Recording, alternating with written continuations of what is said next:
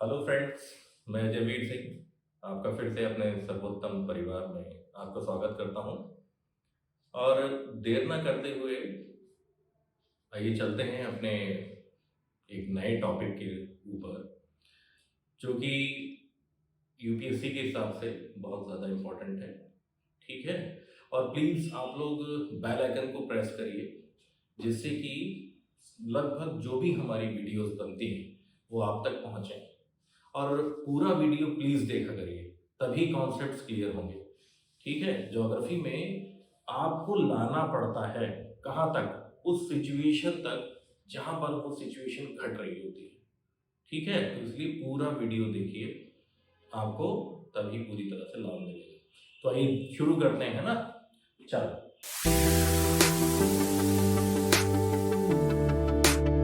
देखिए कि आज का जो हमारा टॉपिक है वो क्या है, major climatic zones of the earth. ठीक है, यानी अर्थ के ऊपर जो प्रमुख क्लाइमेटिक जोन्स हैं हमारी, ठीक है, जो क्षेत्र हैं, उनको हम आज डिस्कस करने वाले हैं। ठीक है, आइए देखते हैं। देखिए, ये देखिए, मैंने एक ग्लोब का एक रफ स्केच आपके सामने ड्रॉ किया है। ठीक, और इसमें मैंने ठीक इस अर्थ को, जो मैंने एक स्केच के रूप में ड्रॉ करने की कोशिश करी है, इसको ठीक बीच में इक्वेटर को ड्रॉ करते हुए इसको दो भागों में बांट दिया है। ठीक, तो यानी ये 0 डिग्री क्या है, ये हमारा इक्वेटर है। क्लियर हुई बात। और इस इक्वेटर पर क्या होता है कि वर्ष भर क्या रहते हैं, सन इस इक्वेटर पर वर्ष भर लगभग परपेंडिकुलर बना रहता है। क्लियर, या ये कहें कि 23.5 उत्तर और 23.5 दक्षिण के बीच में ही लगभग ये सन यहीं पर परपेंडिकुलर रहता है। ठीक है, और इसीलिए इस बेल्ट में सबसे ज्यादा टेम्परेचर देखने को मिलता है। ठीक है, या ये कहें कि ये बेल्ट सबसे ज्यादा इंसोलेशन को प्राप्त करती है। टेम्परेचर तो खैर सबसे ज्यादा यहाँ नहीं देखने को मिलता है इस बेल्ट में, उसके पीछे भी कारण है, वो अभी डिस्कस करेंगे। ठीक है, चलो अब देखो, जब आप इक्वेटर से पोल्स की तरफ बढ़ते हैं, यानी इक्वेटर से पोल्स की तरफ इस तरह से बढ़ते हैं ऊपर, ठीक है, तो आप क्या देखेंगे, आप पाएंगे कि क्या देखेंगे आप, एक, ठीक है, ये सॉरी थोड़ा सा ये आप देखिए इसको, आप क्या पा रहे हैं, आपको मैं बनाता हूं इधर। तो देखिए, एक इक्वेटर से ऊपर एक 10 डिग्री तक, 10 से 20 दूसरी बेल्ट, 20 से 30 तीसरी बेल्ट, 30 से 40 डिग्री लैटिट्यूड चौथी बेल्ट, 40 से 50 पांचवी बेल्ट, 50 से ऊपर आप जाएंगे तो यानी ये टैगा का छठा बेल्ट हो सकता है, और 6 के ऊपर यानी टैगा के ऊपर यानी ये 7th नंबर पर टुंड्रा का बेल्ट। ठीक, तो हमने इक्वेटर से पोल्स की तरफ जाने पर कितनी बेल्ट देखी, 7 बेल्ट। कितनी, 7 बेल्ट देखी। और इन 7 बेल्ट्स में हम कितने प्रकार के क्लाइमेट्स देखेंगे, 11 टाइप्स के। ठीक है, आइए देखते हैं। तो सबसे पहले क्या, इक्वेटर का, यानी 0 से 10 ऊपर और 10 नीचे, यानी 10 degree north and 10 degree south का जो ये बीच का जो रीजन है, ये क्या है, ये आपका इक्वेटोरियल बेल्ट के नाम से इसको जानते हैं। ये हम बहुत अच्छी तरह से जानते हैं। और इस इक्वेटोरियल बेल्ट में जो हमने कल डिस्कस किया था, क्या है, इक्वेटोरियल टाइप ऑफ क्लाइमेट। कैसा क्लाइमेट, जो क्लाइमेट पाया जाता है उसको इक्वेटोरियल टाइप ऑफ क्लाइमेट बोला जाता है।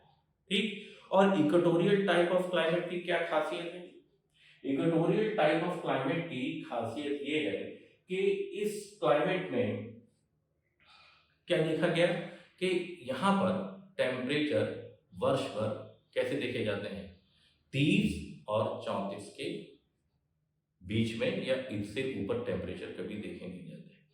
ठीक, टेम्परेचर यहाँ और भी ज्यादा हो सकते हैं। क्यों? क्योंकि आप देखिए 30 और 35 के बीच में आप जाएं तो या 23.5 से आप 35 तक ऊपर बढ़े, तो वो जो रीजन है, इस रीजन में जो मैंने अभी बताया,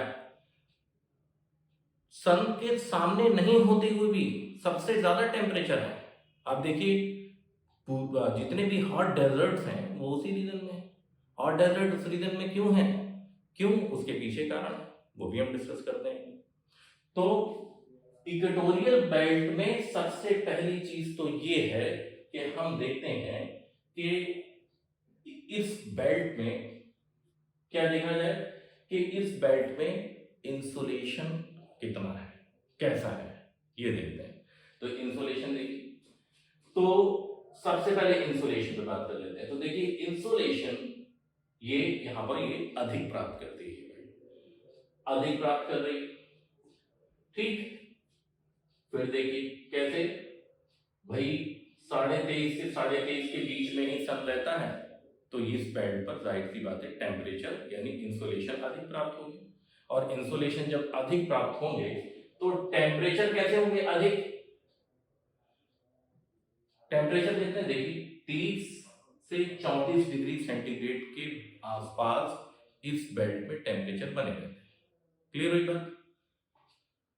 अब देखना क्या है, यहीं पर से हम देखते चलते हैं थोड़ा सा कि टेम्परेचर इस बेल्ट में जो कि वर्ष भर सबसे ज्यादा इंसुलेशन प्राप्त कर रही है, पर तापमान 30 और 34 डिग्री सेंटीग्रेड से ऊपर नहीं जा रहे हैं। इसका कारण क्या है? इसका कारण बताइए। अगर इसका कोई कारण पूछ दे, आपसे प्रश्न के रूप में आ जाए, तो आप इसका क्या जवाब देंगे? जरा सोचिए इसको। तो आइए देखते हैं। और आपसे ये पूछ दे और थोड़ा सा आगे बढ़ा करके कि इसी के ऊपर जो 30 और 35 डिग्री के लैटिट्यूड्स हैं, उनमें वो इंसुलेशन कम प्राप्त कर रहे हैं, पर टेम्परेचर वहां पे ज्यादा है। ऐसा क्यों? तो आइए देखते हैं इसका क्या रीजन है इसके पीछे। आप देखिए 30 से 35 डिग्री लैटिट्यूड के मध्य तापमान अधिक क्यों रहते हैं इक्वेटर से या इक्वेटर की अपेक्षा? तो इसका उत्तर क्या करेंगे? तो सबसे पहले इसके उत्तर पे क्या रखेंगे कि आप देखेंगे कि 30 और 35 पर क्या है, एंटी साइक्लोन्स उतरते हैं, सब ट्रॉपिकल एंटी साइक्लोन्स। और सब ट्रॉपिकल एंटी साइक्लोन्स जब ऊपर से नीचे बैठते हैं तो क्या करते हैं, वहां का टेम्परेचर बढ़ा देते हैं। एक तो कारण ये है, या ये कहें कि घूमते हुए जब नीचे बैठते हैं तो कुछ गर्म हो जाते हैं, और 30 और 35 के बीच की जो धरातल है, उस धरातल के समीप जो तापमान है वो भी जाहिर सी बात है वो थोड़े ज्यादा रहेंगे ही रहेंगे, तो ये भी ऊपर से घूमते हुए बैठते हैं, तो टेम्परेचर थोड़ा सा बढ़ता है। ये डाउन ड्राफ्ट जब नीचे बैठते हैं, एंटी साइक्लिक डाउन ड्राफ्ट, तो ये थोड़ा सा टेम्परेचर को एनहेंस करते हैं। और ये क्या करते हैं, ये क्लाउड्स का फॉर्मेशन नहीं होने देते, क्योंकि ये ऊपर से घूमते हुए ट्रोपोपॉज से ये घूमते हुए नीचे बैठते हैं, क्योंकि भारी हो जाते हैं। तो ये नीचे जब बैठते हैं तो पूरा का जो वायुमंडल है उसमें क्लाउड्स का फॉर्मेशन, अगर कहीं से कोई क्लाउड्स बन भी रहा है तो उसको खींच करके धरातल पे लाके पटक देते हैं, बिल्कुल स्काई जो है बिल्कुल साफ कर देते हैं, विजिबिलिटी एकदम हाई हो जाती है। इसलिए वहां क्लाउड का जब फॉर्मेशन नहीं होगा तो क्या होगा, बारिश ही नहीं होगी। तो एक कारण तो ये है उस एरिड जोन होने का, हॉट डेजर्ट इसीलिए वहां बनते हैं, बने हुए हैं। ठीक, अब बारिश नहीं, इसीलिए क्या है, एरिड जोन, सूखा है, शुष्क प्रदेश हो जाता है। ठीक, और देखिए उसी बेल्ट में क्या देखने को मिलता है, ट्रॉपिकल साइक्लोन्स चलते हैं।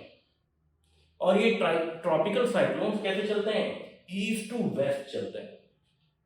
ठीक, और ये ईस्ट से क्या लेते हैं, पूर्व से नमीली सागरों के ऊपर बनते हैं, और ये सागरों के ऊपर से अपनी नमी को लेते हुए और महाद्वीपों के ऊपर चढ़ते हैं, और महाद्वीपों के ऊपर चढ़ते हुए पश्चिम दिशा की ओर बढ़ने लगते हैं।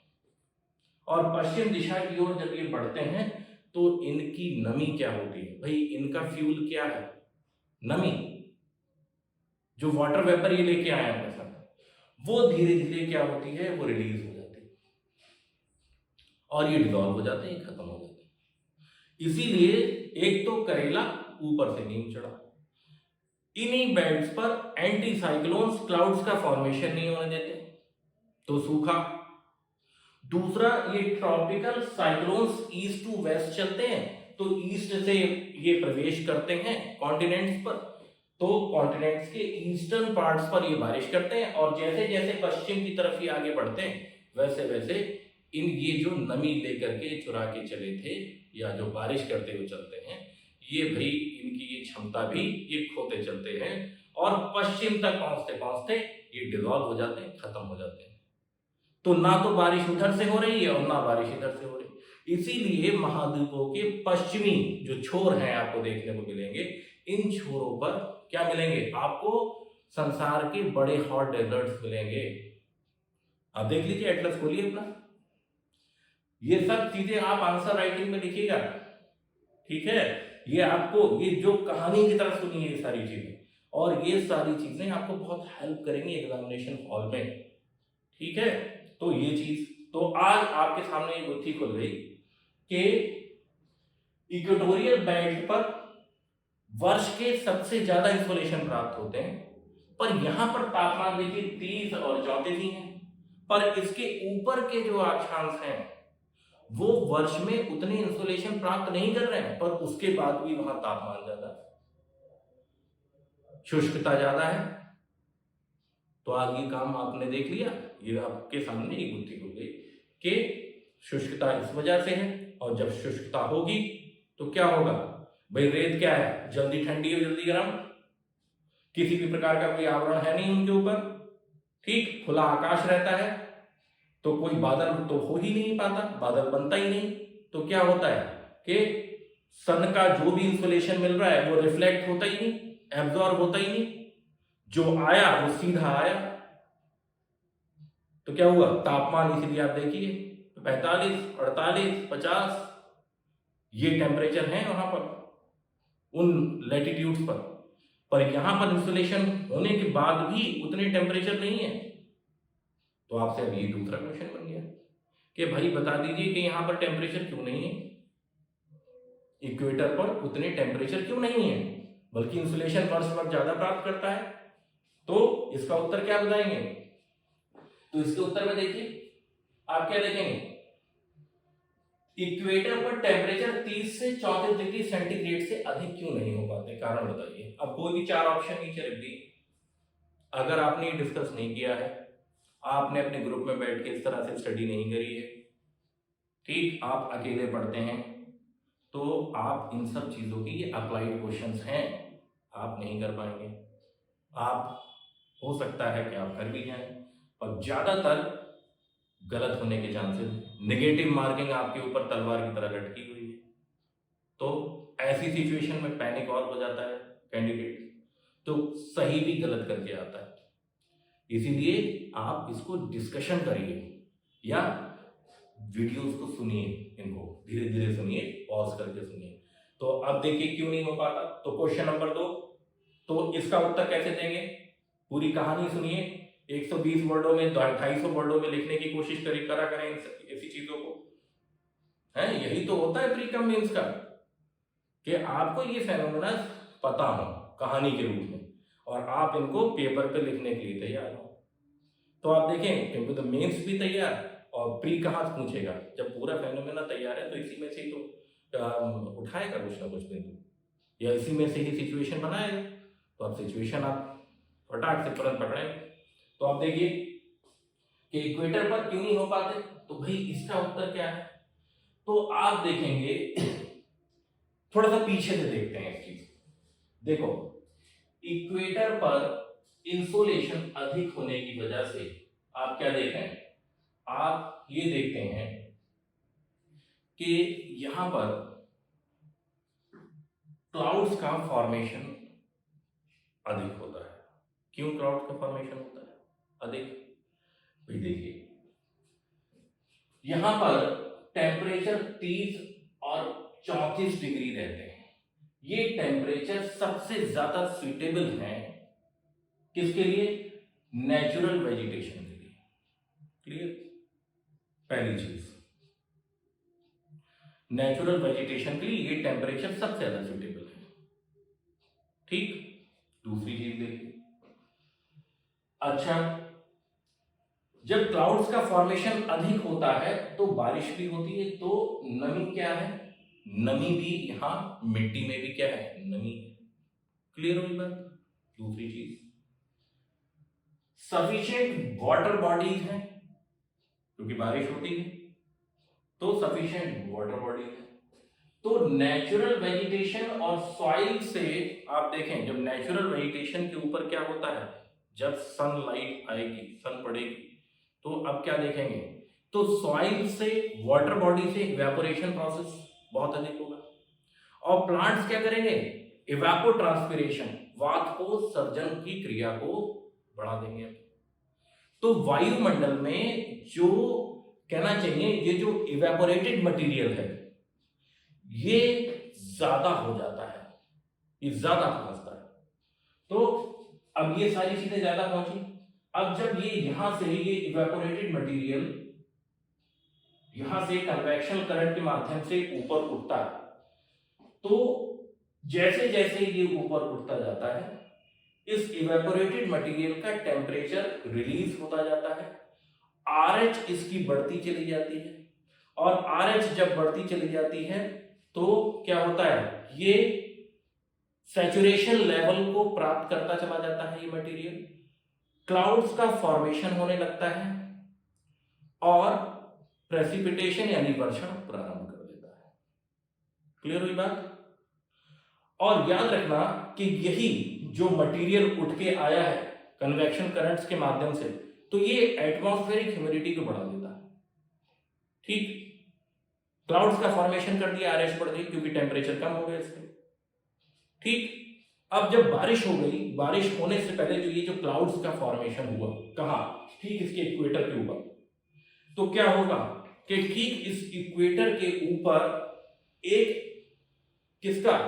क्लाउड्स का, या ब्लैंकेट ऑफ क्लाउड्स ये इक्वेटर ओढ़ लेता है। ठीक है, या इस इक्वेटर के ऊपर क्लाउड्स का, क्लाउड्स रूपी यानी बादल रूपी कंबल इसको क्या करता है? कवर कर लेता है। और जब इसको कवर कर लेता है तो क्या होता है कि कन्वेक्शन करंट्स ये उठे, ठीक, RH कम हुआ यानी टेम्परेचर कम हुआ, तभी RH कम होगा। तो क्या हुआ? टेम्परेचर कम हुआ, RH बढ़े। ठीक है, फिर से सुनिए, ये ऊपर आए कन्वेक्शन करंट, इसके टेम्परेचर गिरे, टेम्परेचर गिरते ही RH क्या होंगे? बढ़ जाएंगे। और जैसे ही RH बढ़ेंगे क्या होगा? सैचुरेशन प्रोसेस स्टार्ट हो जाएगा और बादल बन जाएंगे। बादल बन गए तो इस बेल्ट के ऊपर क्या होगा? ये क्लाउड्स का एक कंबल तक बन के तैयार। अब इसके ऊपर से क्या होगा? जब बाहर से सन से शॉर्ट वेव्स के रूप में इंसुलेशन आएगा इस कंबल के ऊपर, जो यहां तक आया था, तो जो आएगा ना इंसुलेशन शॉर्ट वेव्स के रूप में, इन क्लाउड्स के ऊपर जो इंसुलेशन आएगा, वो ये इतने थिक और इतने डेंस हो जाते हैं कि वो इनको भेद नहीं पाता। शॉर्ट वेव्स जो सन की हैं उनको भेद नहीं पाती, और जब भेद नहीं पाती तो ये क्या करता है? क्लाउड्स की एक क्वालिटी ये भी कि उसको रिफ्लेक्ट कर देता है। ये उन शॉर्ट वेव्स के थ्रू जो हीट आई उनको क्या करता है? उन शॉर्ट वेव्स को रिफ्लेक्ट कर देता है। और शॉर्ट वेव्स को रिफ्लेक्ट करने की वजह से क्या होता है कि इस इक्वेटर पर और उन क्लाउड्स, ब्लैंकेट ऑफ क्लाउड्स के बीच का जो टेम्परेचर है वो ज्यादा बढ़ नहीं पाता। ठीक, बात समझ में आई? तो ऐसा नहीं है कि इंसुलेशन नहीं मिलता, इंसुलेशन बराबर सबसे ज्यादा मिलता है, पर बीच में बादल रूपी कंबल आ जाता है, जो इतना मोटा कंबल है कि शॉर्ट वेव्स के रूप में जो हीट सन के द्वारा फेंकी जाती है या दी जाती है किसको? अर्थ के लिए, वो उस उसको भेद ही नहीं पाते वो शॉर्ट वेव्स, किसको, उस कंबल को, और वो वहीं पर ही ब्लॉक होकर रह जाता है और हीट क्या होती है, रिफ्लेक्ट हो जाती है। तो ये अंदर का यानी उस कंबल के अंदर और इक्वेटर, उस कंबल के अंदर की सतह और इक्वेटर के बीच के टेम्परेचर ज्यादा नहीं हो पाते, और टेम्परेचर कैसा दिखता है, 30 और 34। पर ये चीज ऊपर वाले लैटिट्यूड्स में नहीं है, खुला आकाश, एंटी साइक्लोन्स नीचे बैठते हैं, स्काई साफ रहता है, आया गया तबीयत से, ठीक है ना। चलो अब देखो ये चीज क्लियर हुई, अब आगे आ गई। तो हमने देखा कि 2 क्वेश्चंस निपटा दिए कि लैटिट्यूड के मध्य तापमान 30 और 35, लैटिट्यूड के मध्य तापमान अधिक क्यों रहते हैं, इक्वेटर पर 30 से 34 से 30 डिग्री से 34 डिग्री सेंटीग्रेड के ऊपर टेम्परेचर क्यों नहीं जाता, और एक क्वेश्चन आप देखते हैं कि क्या equatorial belt season less belt है, इक्वेटोरियल बेल्ट क्या सीजन लेस बेल्ट है, क्या यहाँ पर कोई सीजन नहीं होता, तो आप इसका आंसर क्या लगाएंगे, सीजन लेस अगर आप कहें तो आप कह देना नो, क्यों, क्योंकि सीजन, एक सीजन तो रहता ही है ना वर्ष भर, एक जैसे क्लाइमेटिक कंडीशन रहते हैं, यानी टेम्परेचर 30 से 34 तक बने रहते हैं। ये किसको करते हैं कि किस सीजन को अपना समर्थन दे रहे हैं, ये दे रहे हैं समर सीजन को, तो एक सीजन तो वर्ष भर रहता ही है, यानी समर सीजन, तो सीजन लेस तो नहीं हो सकता, समर सीजन है। हाँ अगर ये होता है कि विंटर लेस है तो हाँ तो होता ही है। तो यहाँ सीजन कौन सा पाया जाता है, सिर्फ समर का वर्ष भर, विंटर यहाँ हो ही नहीं सकती, ये वो आप जानते हैं, ठीक है। तो ये क्वेश्चन भी हो गया है? तो अब आपने अच्छी तरह से देख लिया, और कहने का मतलब यही हुआ कि वर्ष भर इक्वेटोरियल बेल्ट पर एक ही सीजन रहता है, ठीक। चलो वो कौन सा, समर।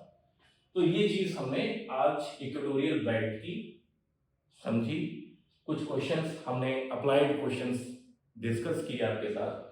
तो हमने इंसुलेशन देख लिया, टेम्परेचर देख लिया, भाई प्रेशर कैसा रहेगा, लो रहेगा, प्रेशर लो क्यों रहेगा, भाई प्रेशर इसलिए लो रहेगा कि जो कन्वेक्शनल करंट यहां से उठ रहे हैं वो साल भर एक गति से और एक मात्रा में ऊपर नहीं उठेंगे, क्यों, क्योंकि कर्क रेखा और मकर रेखा पर सन क्या करता है, लंबवत होता है, परपेंडिकुलर होगा, जब परपेंडिकुलर वहां होगा तो इस रीजन पर हीट क्या होगी, कम हो जाएगी, जब हीट कम हो जाएगी तो क्या होगा, उस रीजन, उस समय, उस अवधि पर यहाँ पर तापमान उतने ज्यादा अधिक नहीं होंगे जितने लगभग रहते थे, हो सकता है तापमान और थोड़े कम हो जाते हैं उस अवधि में।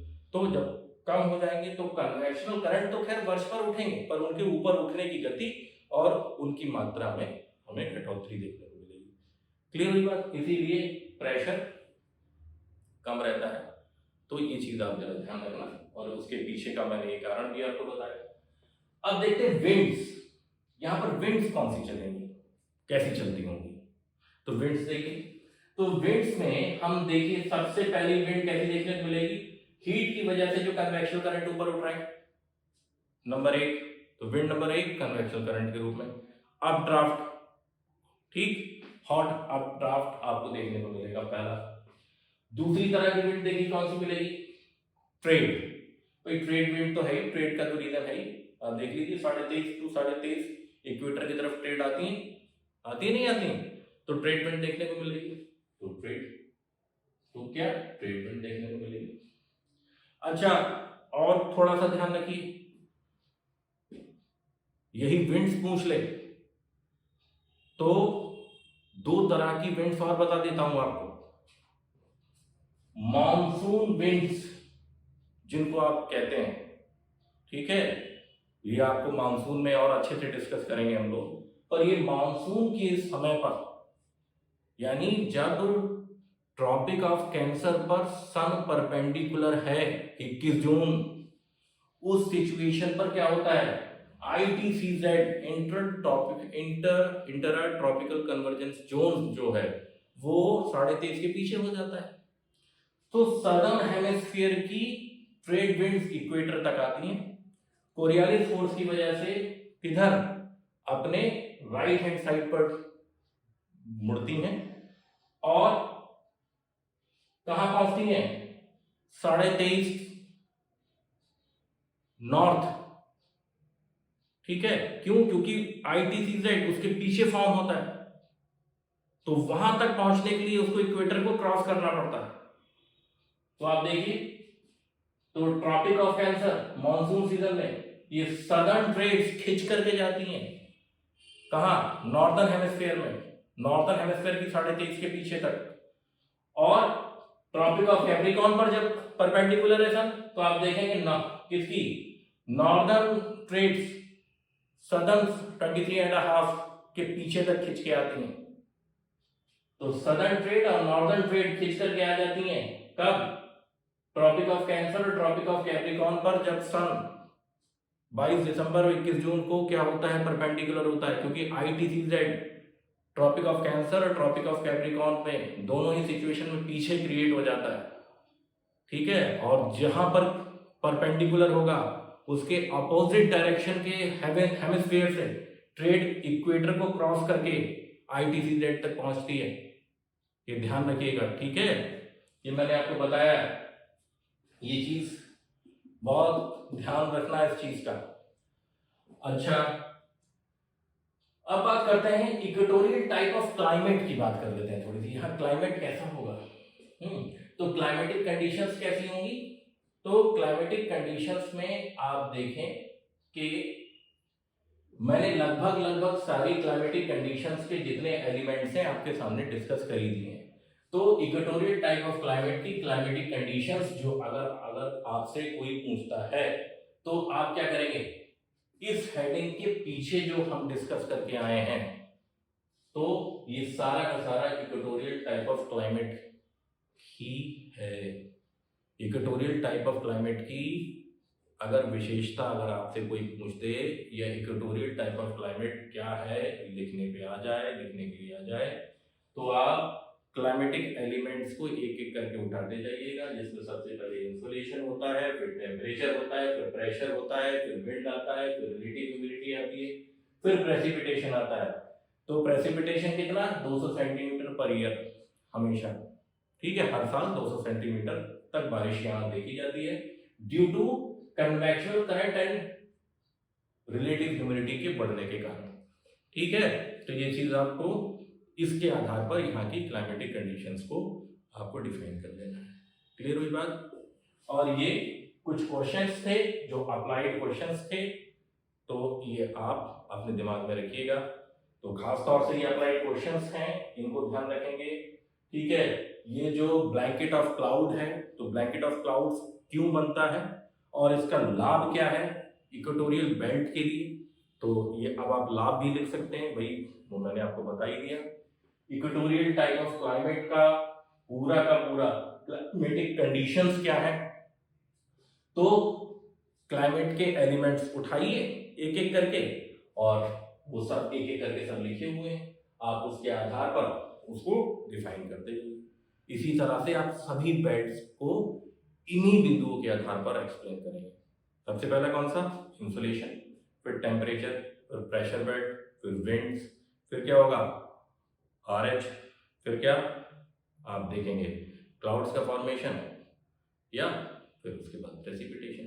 तो इस तरह से आप देख लीजिए, प्रेसिपिटेशन या क्लाउड्स का फॉर्मेशन, RH क्या होगी, अगर बढ़ेगी तो क्लाउड्स का फॉर्मेशन होगा ही होगा, तो प्रेसिपिटेशन होगी।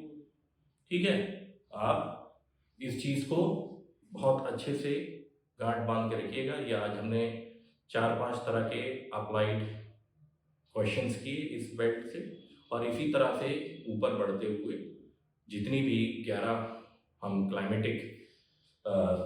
क्लाइमेट्स देखेंगे, इन 7 बेल्ट्स में जो हम क्या देखेंगे, क्लाइमेटिक बेल्ट, ये जो हमने 7 बेल्ट्स देखी है ना, इन 7 बेल्ट्स में हम क्या देखेंगे, 11 टाइप के क्लाइमेट्स देखेंगे। ठीक है ना, तो एक बार जरा चलते चलते देख लेते हैं कि किस बेल्ट में किस टाइप का क्लाइमेट है, ये और देख लेते हैं। तो देखिए 0 डिग्री से 10 डिग्री नॉर्थ तो और 10 डिग्री साउथ, इसमें इसको इक्वेटोरियल बेल्ट या इक्वेटोरियल टाइप ऑफ क्लाइमेट बोला जाता है। यहाँ पे पाया जाने वाला जो क्लाइमेट है वो इक्वेटोरियल टाइप ऑफ क्लाइमेट कहलाता है। 10 to 20 savanna type of climate, ठीक है। फिर उसके बाद 20, फिर उसके बाद देखिए 20 to 30, तो आपको क्या देखने को मिलेगा, आप देखेंगे इसमें हॉट डेजर्ट्स आपको देखने को मिलेंगे और दूसरा मॉनसून देखने को मिलता है, ठीक। मॉनसून जो क्लाइमेटिक कंडीशन है वो मॉनसूनल क्लाइमेटिक कंडीशन और हॉट डेजर्ट का कंडीशन हमको देखने को मिलेगा। अभी जैसे जैसे हम इसको और डिस्कस करते चले जाएंगे, बाकायदा ग्लोब पर देखते चलेंगे, यानी पूरा मैं मैप बनाऊंगा और मैप के आधार पर मैं इनको पूरा आपको दिखा दूंगा, दिखाता हुआ चलूंगा। फिर ऐसे धीरे धीरे करके एक एक बेल्ट को देखते चलेंगे और डिस्कस करते चलेंगे। तो सवाना, फिर उसके बाद देखिए 30 से 40 के बीच सबसे पहले आप देखेंगे 30 और 40 डिग्री लैटिट्यूड कहां पर आएगा, तो आप देखेंगे मेडिटेरियन सी पड़ेगा। तो मेडिटेरियन सी, उसके आसपास मेडिटेरियन टाइप ऑफ क्लाइमेट होता है। और अंदर आइए, पूर्व की तरफ आइए इसी बेल्ट में, तो आप क्या देखेंगे, मिड कॉन्टिनेंटल बेल्ट, क्योंकि भाई इधर से क्या होगा, इधर से भी नमी नहीं मिलेगी। और पूर्व में बढ़िए तो चाइना टाइप ऑफ क्लाइमेट, क्यों, इधर टाइफून्स आते हैं, साइक्लोन आते हैं, तो ग्रीष्म ऋतु में क्या होता है, बारिश होती है। तो इधर भी बारिश और उधर मेडिटेरियन में भी बारिश, पर ये जो बीच का कॉन्टिनेंटल पार्ट है यहाँ शुष्कता देखी जाती है, ठीक। इसके ऊपर आइए 40 से 50 डिग्री लैटिट्यूड पर आप देखें तो आप देखेंगे टेम्परेट जोन में पहुंच जाते हैं आप। तो टेम्परेट जोन में क्या है, टेम्परेट साइक्लोन्स चलते हैं। ये कैसे चलते हैं, वेस्ट टू ईस्ट चलते हैं। तो वेस्ट टू ईस्ट चलते हैं तो आप देखिए वेस्ट यूरोप पर क्या करते हैं, ये अपना प्रभाव डालते हैं, तो यहाँ बारिश होती है, वर्ष भर बारिश होती रहती है, ठीक है। और जैसे जैसे आप और अंदर की तरफ बढ़ेंगे तो आप देखेंगे आप कहाँ चले जाएंगे, आप रशिया में आ जाएंगे। तो साइबेरिया से नीचे तो क्या होगा, वहां शुष्कता देखने को मिलेगी आपको। तो इस टाइप ऑफ क्लाइमेट, क्लियर। और ऊपर बढ़िए, ठीक, इसके ऊपर यानी छठी बेल्ट में आ जाएगी 50 डिग्री लैटिट्यूड से ऊपर बढ़िए तो आप क्या देखेंगे, टैगा कॉनिफरस फॉरेस्ट मिलते हैं, उन्हें ही हम टैगा भी बोलते हैं। तो ये फॉरेस्ट जहां तक दिखते हैं वो टैगा जोन हो जाता है, क्लियर। और इसके ऊपर 7वें नंबर पर आप क्या देखते हैं, और क्लाइमेटिक कंडीशंस में कौन सा, लास्ट यानी 11वें नंबर का क्या कहलाता है, टुंड्रा, ठीक है। तो आप देख लीजिए 11 टाइप के हमने क्या करे, क्लाइमेट्स को यहाँ थोड़ा सा देखा, नाम देखा, कितने कितने अक्षांशों के बीच में, और हमने एक क्लाइमेटिक कंडीशंस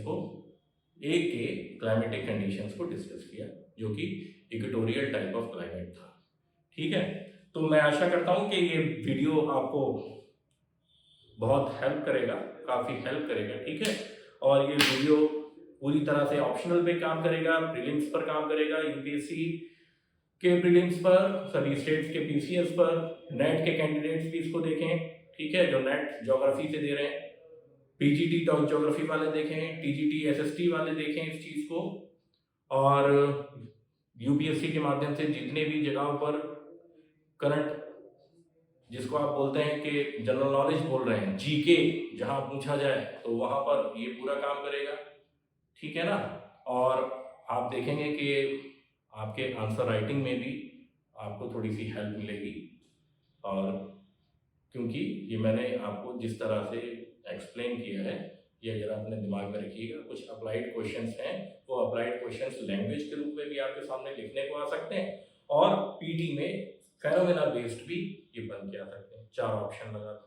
तो आप जरा इसको वीडियो को पॉज करके धीरे धीरे देखिए, अपने नोट्स बनाइए। तब तक के लिए धन्यवाद, नमस्कार, मिलते हैं अपने नेक्स्ट वीडियो में। जय हिंद।